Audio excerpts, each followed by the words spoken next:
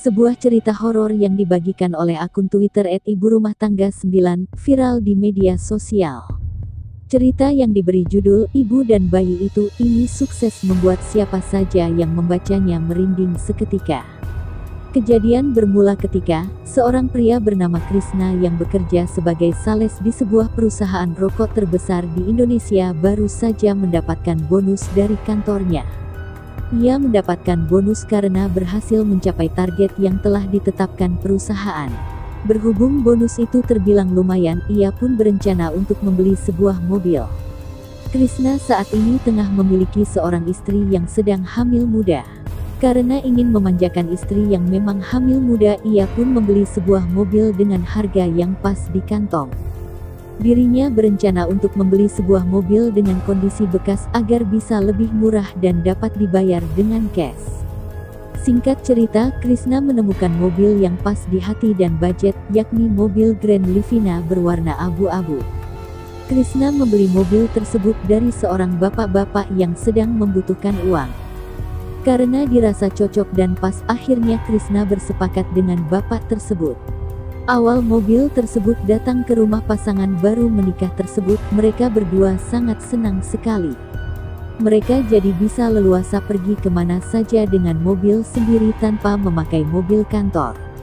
Namun, baru beberapa hari di rumah, mobil si abu monyet panggilan kedua pasangan itu, selalu tercium bau amis. Iya, bau amis darah. Mereka selalu mencoba mencari-cari di sela-sela mobil untuk mengetahui sumber dari bau amis tersebut. Yang ditakutkan justru ada binatang yang mati dan mengeluarkan darah. Tapi, semua itu tak membuahkan hasil karena tak ada satupun binatang mati di sela-sela mobil. Bau amis darah itu semakin menyengat ketika sore menjelang malam hari. Krishna pun sering membawa si abu monyet ke tempat cuci mobil dan diminta untuk diberikan pewangi yang lebih banyak. Namun tetap saja bau amis itu masih tercium ketika sudah sampai di rumah. Selain itu, jika mereka sedang mengendarai mobil di malam hari selalu saja terdengar suara tangisan bayi, meski suaranya samar-samar. Meski tak begitu jelas, suara tangisan bayi itu cukup mengganggu mereka. Hingga akhirnya, Krishna berencana membawa mobil itu ke paranormal atau ke orang yang tahu menyelesaikan permasalahan mobil itu. Karena menurutnya ini bukanlah permasalahan yang biasa terjadi. Tapi karena kesibukan pekerjaan, akhirnya rencana ke paranormal itu selalu diundur-undur. Sampai pada kejadian suatu malam Krishna harus pulang larut malam karena lembut di kantor sekitar pukul 1 dini hari. Sepanjang jalan pulang, ia terus mencium bau amis darah. Ketika jarak sampai ke rumah tinggal 3 km lagi, entah mengapa bulu kuduk Krishna terasa tegang. Sambil menyetir, Krishna membaca doa terus-menerus. Namun, suara tangisan bayi itu muncul lagi. Terdengar lebih jelas dan keras dari sebelumnya, dan akhirnya ia pun mulai curiga ada yang tak beres. Karena merasa ada yang tak beres, ia terus mengecek kaca spion untuk memastikan keadaan. Ketika ketiga kalinya Krishna melihat ke kaca spion, ada sosok wanita sedang menggendong bayi di jok belakang mobilnya. Ia sempat bertatap-tatapan sesaat, hingga akhirnya Krishna harus menginjak rem mobilnya dengan mendadak. Sontak Krishna langsung keluar dari dalam mobil. Tapi karena waktu masih tengah malam, di luar pun sangat sepi sekali, hampir tak ada orang. Berkali-kali Krishna membaca doa dengan apa yang ia lihat. Dan ketika ia lihat lagi di luar, di jok belakang mobil kosong alias tak ada siapa-siapa. Meski jarak rumah sudah semakin dekat, tetap saja ia bingung harus melanjutkan dengan mengenakan mobil tersebut atau tidak. Setelah menenangkan diri sejenak, Krishna akhirnya memutuskan pulang dengan mengendarai mobil. Sebelum masuk tak lupa ia membaca ayat kursi terlebih dahulu. Ketika memasuki mobil, Krishna melirik sekitar dalam mobil untuk memastikan tak ada siapa-siapa di belakang jok mobil. Dan memang kosong. Saat beberapa meter melaju, sosok perempuan pucat yang menggendong bayi itu muncul lagi di belakang Krishna. Bau amis bahkan semakin menyengat dari yang biasanya. Sontak ia langsung membaca ayat kursi dengan diteriakan.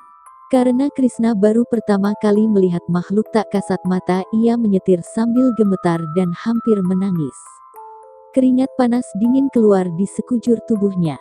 Dengan kekuatan gas yang luar biasa, ia langsung memarkirkan mobil tersebut di depan rumahnya tanpa dimasukkan ke garasi. Sesampai di dalam rumah, keringat dingin terus mengucur di tubuhnya. Ia mencoba langsung tidur tapi tak bisa karena terus dibayangi hantu gentayangan itu. Keesokan harinya, Krishna langsung demam tinggi sehingga istrinya pun bingung ketika suaminya harus pulang dengan buru-buru dan memarkirkan mobil dengan sembarangan. Krishna tak berani cerita karena istrinya yang sedang hamil muda. Ia takut jika istrinya nanti kepikiran sehingga Krishna beralasan ingin tidur lebih cepat karena ngantuk semalam itu. Setelah sembuh beberapa hari sakit, Krishna masih trauma untuk menaiki si abu monyet. Karena bau amis masih terasa, ia memutuskan untuk membawanya ke kiai yang bisa mencari solusi permasalahan itu.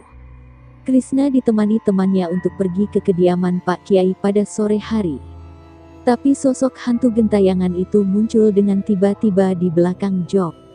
Karena kaget, Krishna akhirnya tak bisa mengendalikan mobil tersebut dan akhirnya kecelakaan masuk ke dalam jurang. Meski begitu, keduanya masih bisa selamat dan hanya mengalami luka lecet di tangan. Krishna segera meminta bantuan saudaranya untuk menginformasikan kondisinya itu. Tak begitu lama banyak warga yang melintas menolong Krishna dan temannya untuk ditenangkan. Menurut warga sekitar tempat itu memang sering terjadi kecelakaan tunggal dan Krishna adalah salah satunya. Entah karena apa, tapi Krishna tidak cerita bahwa ia kecelakaan karena melihat penampakan di jok belakang mobilnya. Kemudian mobil derek datang dan membawa mobilnya. Krishna pun dijemput oleh saudaranya, dan selama di mobil dia membahas kenapa ia bisa kecelakaan di sana. Dirinya juga tanya temannya apa dia melihat sosok penampakan di jok belakang mobil. Tapi katanya dia tidak melihatnya. Malah dia heran kenapa Krishna tiba-tiba kaget dan banting setir.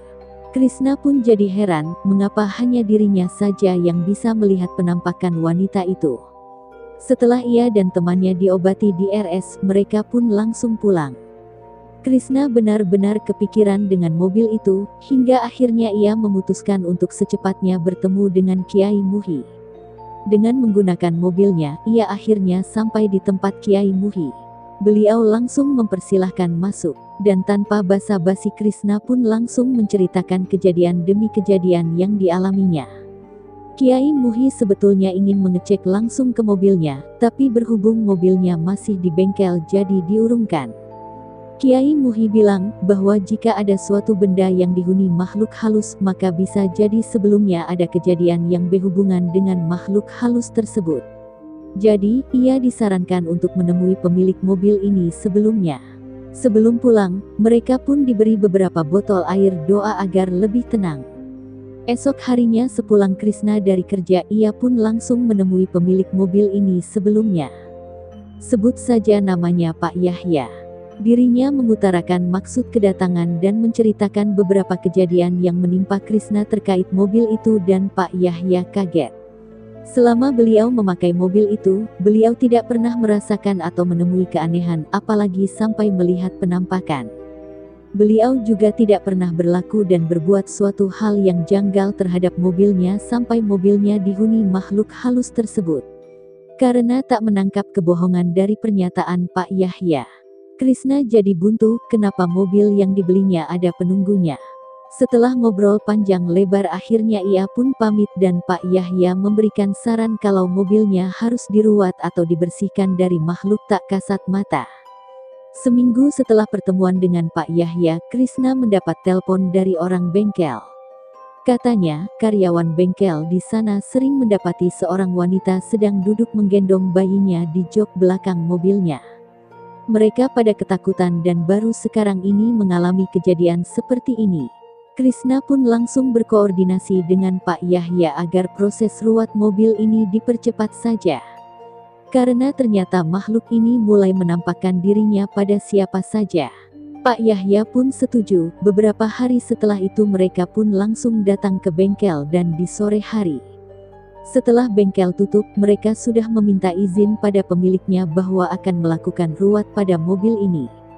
Pak Yahya datang bersama seorang pria setengah baya memakai baju koko dan sorban. Beliau mengenalkan diri sebagai Pak Hadi yang akan melakukan ruwatan itu. Mereka pun memulai acara ruwat mobil ini. Di sana selain ada Krisna, Pak Yahya dan Pak Hadi, ada juga pemilik bengkel dan beberapa karyawannya. Mobil ini dimandikan dengan air yang katanya sudah didoakan. Semua bagian mobil baik dalam dan luar dipercikkan air dan Pak Hadi berdoa di dalam mobil. Ketika Pak Hadi sedang berdoa di dalam mobil, salah satu karyawan bengkel ada yang kesurupan. Dia langsung terjatuh begitu saja dan tiba-tiba berteriak, "Jangan usir kami! Jangan usir kami!" Sontak orang-orang yang ada di sana semuanya kaget dan takut. Pak Hadi langsung keluar dari mobil dan langsung memegang ubun-ubun orang yang kesurupan tadi. Beliau langsung bertanya, "Ini siapa?" "Saya Reni." "Kamu yang ada di dalam mobil ini?" "Iya," katanya sambil menangis. "Kenapa kamu tinggal di mobil?" "Karena saya meninggal di sana bersama bayi saya," jawabnya. "Kamu meninggal kenapa?" "Doni, Doni, Doni." Orang yang kesurupan itu malah menangis dan menyebut nama Doni. Entah siapa Doni itu, Krisna tidak kenal, tapi raut muka Pak Yahya jadi berubah. Beliau seperti kaget dan gugup. "Entahlah." Krisna pun bertanya pada Pak Yahya, "Bapak kenal dengan yang namanya Doni?" "Itu anak saya," ujar Pak Yahya dengan muka pucat pasi. Ternyata Pak Yahya punya anak namanya Doni yang masih sekolah SMA kelas 3. Krisna pun kaget dibuatnya. Sedangkan arwah Reni ini tidak mau disuruh meninggalkan mobil tersebut karena katanya dia nyaman ada di sana. Dia malah menangis dan terus menangis. Pak Hadi yang berusaha untuk memindahkan arwahnya seperti kewalahan. Beliau terlihat capek sekali. Krisna dan Pak Yahya akhirnya mengambil keputusan untuk mencari tahu dari Doni. Mungkin Doni tahu seseorang yang bernama Reni. Akhirnya mereka sudahi ruwat mobil ini. Ia langsung ikut Pak Yahya pulang ke rumah beliau untuk bertemu dengan Doni. Kebetulan Doni sedang ada di rumah, jadi mereka bisa langsung bertanya padanya.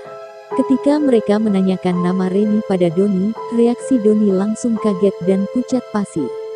Pak Yahya langsung curiga melihat reaksi Doni. Krisna pun begitu. Jadi mereka desak Doni untuk menceritakan siapa Reni ini sebetulnya. Ternyata Reni ini adalah pacar Doni. Mereka sudah berpacaran cukup lama dan gaya berpacaran mereka bukan hanya sekedar pacaran biasa. Pacaran mereka sudah melewati batas dan akhirnya Reni hamil. Awalnya Doni bersedia bertanggung jawab atas kehamilan Reni. Tapi Doni berjanji akan menikahi Reni jika sudah lulus ujian SMA. Dan Reni pun menyanggupinya. Walaupun Reni harus menunggu dan menutupi perut buncitnya dulu. Tapi malam itu Reni minta tolong pada Doni bahwa dia merasakan mulas. Dia sepertinya akan melahirkan.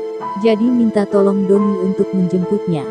Doni pun menjemput Reni ke rumahnya dan rencananya akan mengantar Reni ke klinik bersalin. Doni menjemput Reni menggunakan mobil si abu monyet yang saat itu masih milik ayahnya.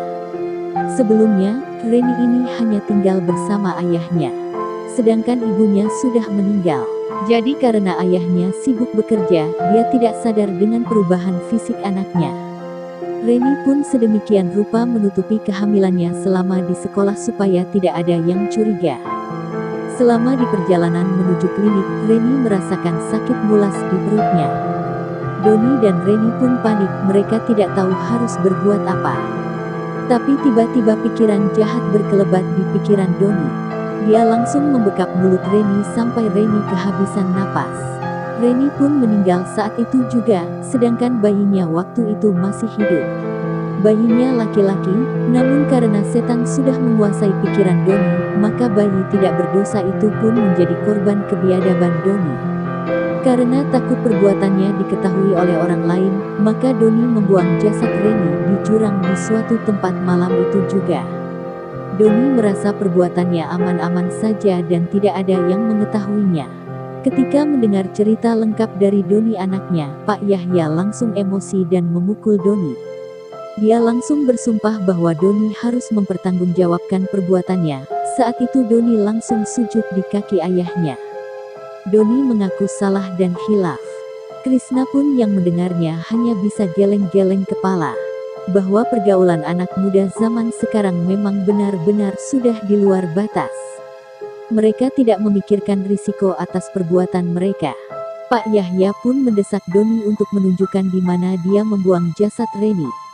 Keesokan harinya setelah mereka laporan ke polsek terdekat dan ditemani beberapa anggota kepolisian dan langsung menuju jurang yang dimaksud oleh Doni. Ternyata jurang yang dimaksud Doni adalah jurang di mana tempat Krishna kecelakaan. Mungkin di kecelakaan Krishna kemarin, Reni ingin menunjukkan jasad dirinya padanya. Tapi waktu itu dia tidak melihat sekeliling. Ternyata, jasad Reni ditemukan sudah membusuk saat itu juga beserta jasad bayi yang dilahirkannya. Mereka ditemukan tertutup daun-daun kering di dasar jurang. Begitulah jika setan sudah merasuki jiwa seseorang. Untuk menutupi kesalahannya dia melakukan kesalahan lain yang lebih fatal. Akhirnya Doni dipenjara untuk mempertanggungjawabkan perbuatannya. Sedangkan nasib mobil si Abu Monyet sampai saat ini masih dihuni oleh Reni. Sampai saat ini, jika Krishna sedang menyetir malam-malam masih suka terdengar suara tangisan bayi di mobil itu dan bau amis masih suka tercium. Cerita ini hanya Krishna yang tahu dan sengaja tidak memberitahu istrinya karena dia sangat penakut. Kejadian pembunuhan Reni terjadi seminggu sebelum mobil ini Krishna beli. Jadi mungkin wajar saja jika Pak Yahya tidak merasakan keganjilan seperti yang dia rasakan. Itulah kisah hantu Reni si pengendong bayi di jok belakang mobil. Jangan lupa like dan subscribe channel ini karena akan ada video menarik lainnya. Terima kasih.